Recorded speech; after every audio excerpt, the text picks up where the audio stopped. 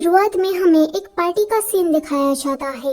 King एक लड़की से कहता है कि तुम शादी की उस कंडीशन को जानती हो ना, अगर तुम मुझसे शादी करती हो तो तुम्हें इस एम्पायर की क्वीन बनने को मिलेगा, पर हाँ, तुम मुझसे कोई प्यार वगैरह की उम्मीद मत रखना।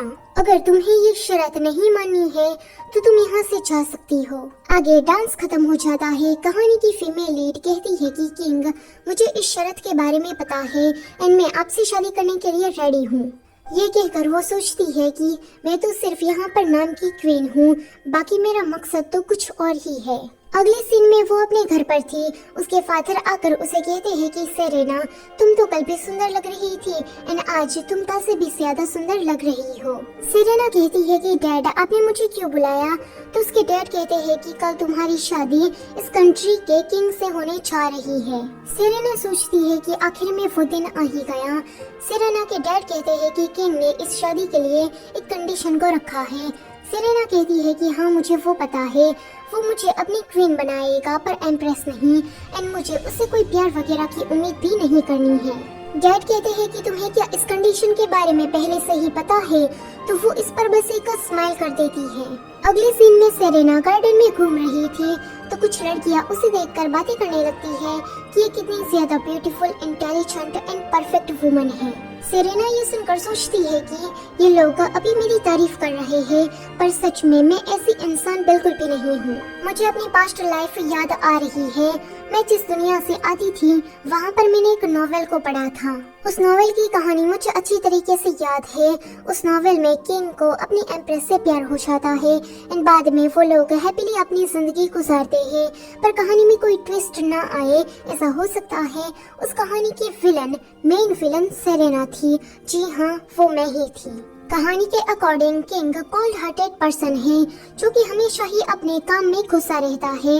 अब सब मंत्रियों ने उसे कहा कि उसे इस कंट्री को वारिस देना चाहिए, इसलिए किंग ने परफेक्ट वुमन सेरेना से शादी की, वो भी एक कंडीशन पर कि सेरेना इस एम्पायर की क्वीन बन सकती है पर एम्प्रेस नहीं, और सेरेना को किंग से कोई प्यार व्यार की उम्मीद भी नहीं रखनी है। सेरेना किंग को पसंद करती थी, इसलिए सेरेना ने किंग की इस शर्त को मान लिया, पर सेरेना तो इस कहानी की विलन थी।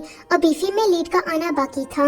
एक दिन फीमेल लीड आसमान से गिरती है एंड पानी पर चलते हुए किंग के पास आती है। किंग को उसकी ये डिफरेंट साइड काफी ज्यादा पसंद आ जाती है एंड उन दोनों को एक दूसरे से प्यार हो जाता है। किंग उस लड़की को इस एम्पायर की एम्प्रेस बनाना चाहता था।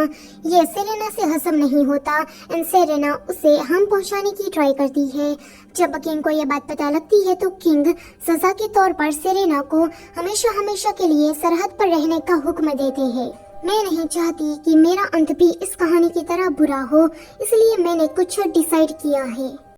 अच्छे रिश्ते बनाकर उसकी दोस्त बन जाऊंगी। एंड जहाँ तक किंग की बात है तो मुझे उससे प्यार वगैरह की कोई उम्मीद नहीं है। मेरी जिंदगी का गोल प्यार नहीं पर शांति से जीना है। अगले दिन सेरेना शादी के लिए रेडी हो रही थी। वो सोचती है कि मुझे तो अभी भी यकीन नहीं हो रहा कि मेरी शादी एक किंग से होने जा रही है। मुझे किंग से कोई डर नहीं लगता और ना ही मुझे डर इस बात से लग रहा है कि हीरोइन को किंग से प्यार हो जाएगा, पर मुझे तो डर इस बात का लग रहा है कि मेरा एंड कहीं उस कहानी की तरह ना हो जाए। फिर सेरेना किंग के पास जाती है। किंग उसे कहता है कि तुम 1 मिनट लेट हो। ये सुनकर वो सोचने लगती है कि ये किंग क्या एक मिनट का भी हिसाब रखता है। आगे सेरेमनी स्टार्ट हो जाती है। सेरेना को इसमें बिल्कुल भी मजा नहीं आता।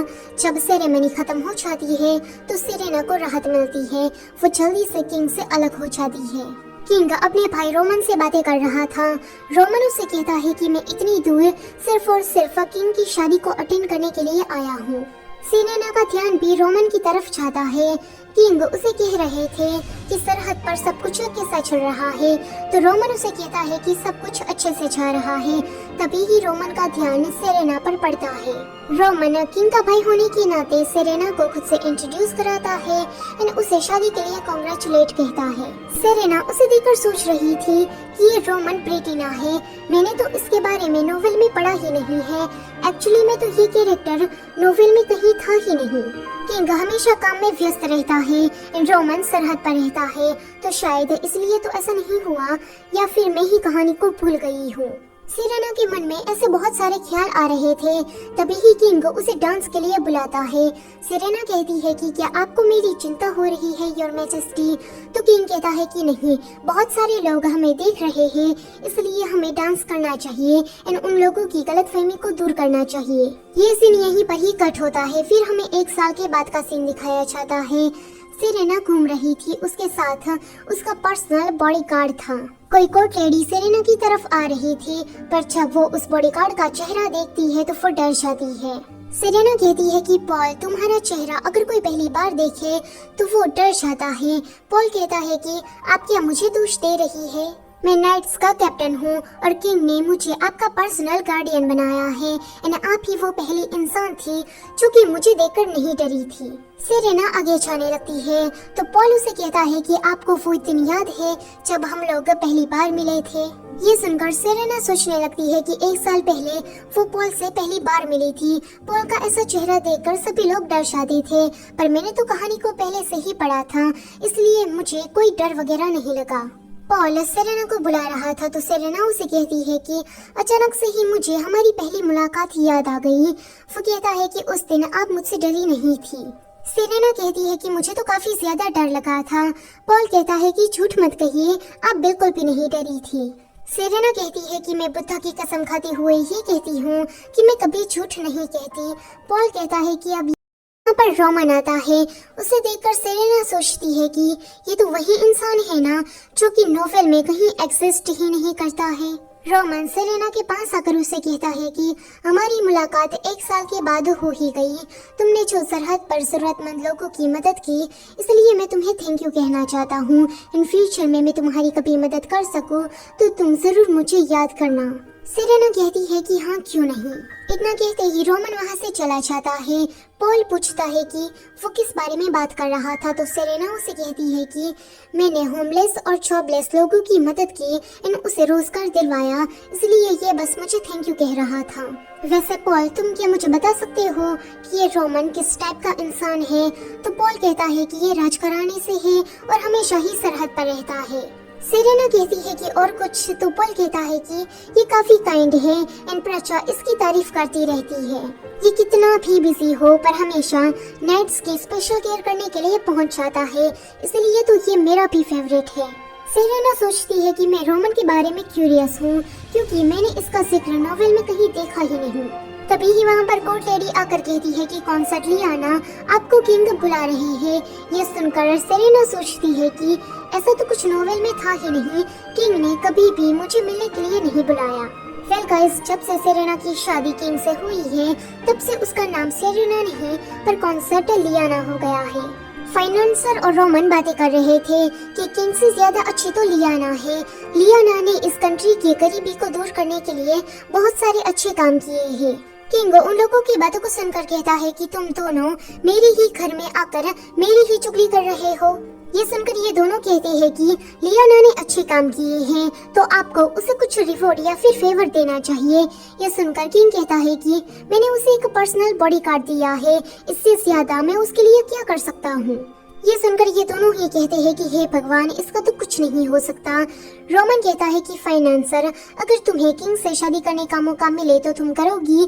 फाइनेंसर कहती है कि मेरी मति मारी नहीं गई है कि मैं किंग से शादी करूंगी। तभी ही किंग का ध्यान नीचे जाता है। वो सोचता है कि ये लियाना और पॉल कब से इतने करीब आ गए।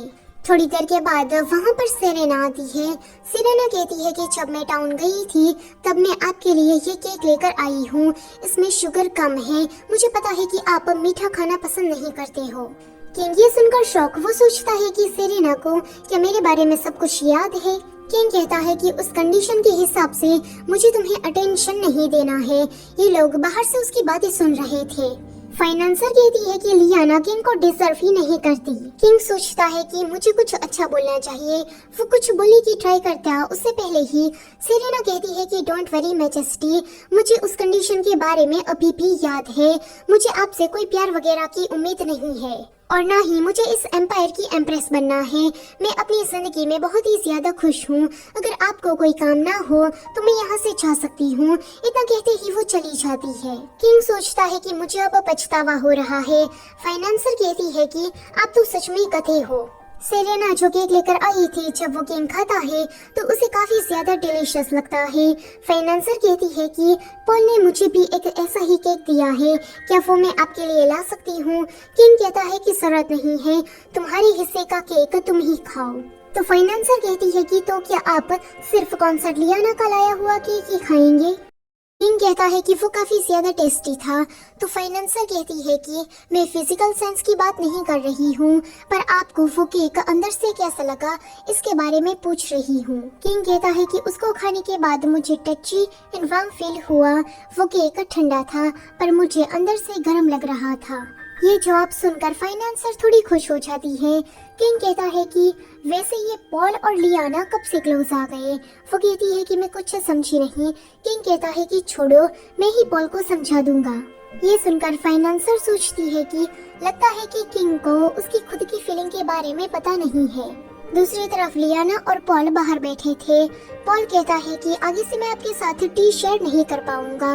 ये सुनकर लियाना कहती है कि क्यों, तुम क्या नेट्स के ऑर्डर से वापस जा रहे हो? तो पॉल कहता है कि ऐसी कोई बात नहीं है, वो तो मैजेस्टी ने, पर फिर कहता है कि मुझे लगता है कि ट्रेनिंग की जरूरत है। लियाना कहती है कि अच्छा, तो ये मैजेस्टी का ऑर्डर है, पर वो डिसाइड करने वाले होते कौन है कि मुझे किसके साथ टी शेयर करनी चाहिए या फिर नहीं। मेरा जिसके भी साथ मन करेगा उसके साथ मैं बैठकर चाय पीऊंगी। पॉल उससे पूछता है कि किंग के आने पर आपको अनकंफर्टेबल फील होता है? तो लियाना कहती है कि मुझे भला किंग के प्रेजेंस से अनकंफर्टेबल फील क्यों होगा? पॉल कहता है कि इसका मतलब ये है कि आप पक्का उससे नफरत नहीं करती है। तो लियाना कहती है कि मैं ना तो उससे नफरत करती हूँ और ना ही उसे पसंद करती हूँ। पॉल उसे कुछ कहने के लिए चाहता उससे पहले ही वहाँ पर किंग आ जाता है। वो पॉल से कहता है कि तुम्हें रोमन बुला रहा है। पॉल कहता है कि ठीक है, मैं अभी जाता हूँ।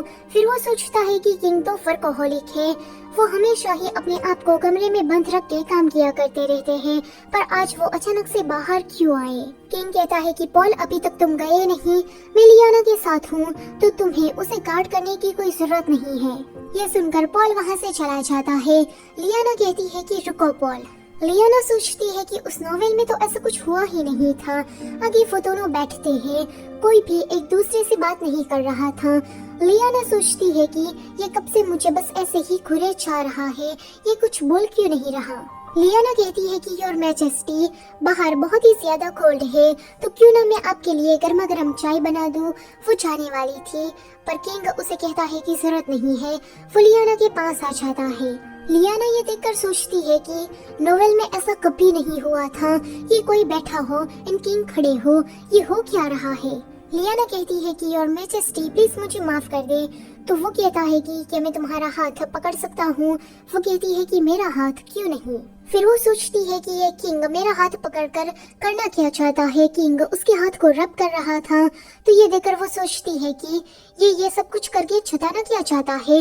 ऊपर से ये मेरी उंगलियों को खींच रहा है, मेरे पूरे हाथ को प्रेस कर रहा है। पर कोई बात नहीं, इसे जो करना है मैं करने देती हूँ। मैं समझ लूंगी कि मेरे हाथ की मसाज हो गई। सो गाइस, ये वाला पार्ट होता है यहीं पर ही खत्म। वीडियो अच्छी लगी है तो उसे लाइक करो और चैनल पर नए हो तो उसे सब्सक्राइब कर दे जाओ। Thank you for watching.